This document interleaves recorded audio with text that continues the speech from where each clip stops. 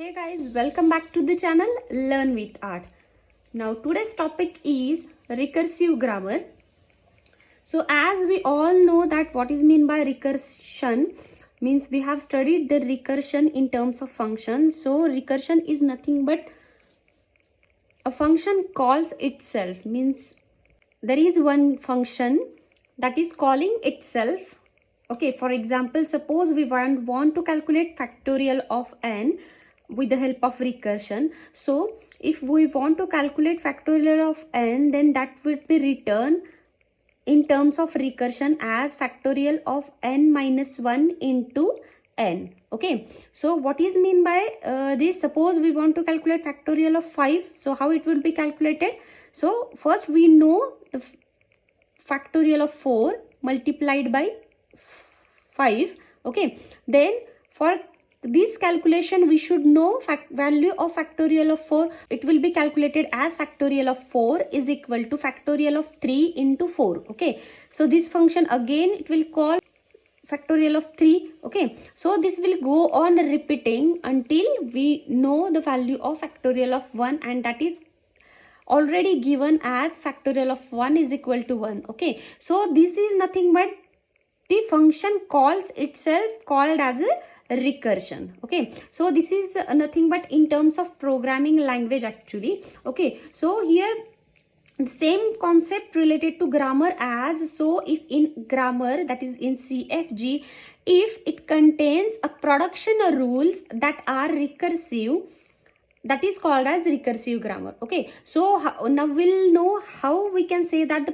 production rules are recursive. Okay, so suppose we will take one example, that is s tends to 0 s1 and another value of s is also 0 1. Okay, so I have written here the value of s in terms of s only. Okay, so here the production rule is recursive because if we compare this with factorial, then function calls itself. Okay, so here again the value of s is written in terms of s only, even though if it is having another value also, but one value of s is written in terms of s. It means what? This calls itself. So that is nothing but the recursive production rule. So if such production rules are present in the given grammar, then that grammar it's called as a recursive grammar. So we'll see how these strings will be calculated, or how we are going to accept the strings. So first we will start with this recursion. So 0 s1. So I'll replace the value of this s again with 0 s1.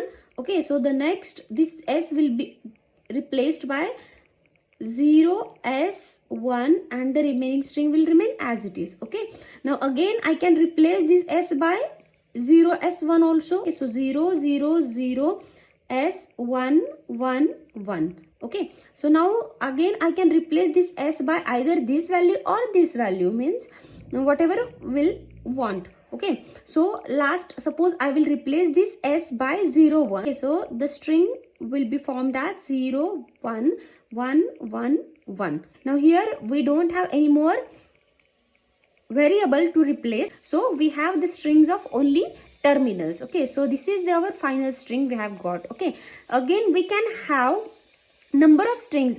Again if we suppose replace this s by 0 s1, then we'll get another string. Okay, here also if I replace this s by 0 1, then I have another value of s, that is 0011. So in case of recursive grammar we can generate infinite number of strings. Okay, so this is called as a recursion, means the function calls itself like the variable calls itself. Okay, so that is nothing but the recursive production rules. Okay, so if we consider the non-recursive grammar, then for example if we consider s tends to small a capital A B and a takes value as small a or double a. Okay, suppose this is our grammar. So here first if we observe the productions like s tends to a b, so here s is in terms of another a. Okay, so here we don't have any s included at the right hand side of the same production. Okay, again if we have A here, then again A is in terms of small a's only. Okay, so here we don't have any A in terms of A. Okay, suppose we will start to get any string from this grammar. Okay, so I'll start with S A B. So suppose I'll replace this A by either this A or double A. Suppose I'll replace this A by first small a, then we'll get string AAB. Or suppose I'll replace this A by double A, then I can get this string as AAB.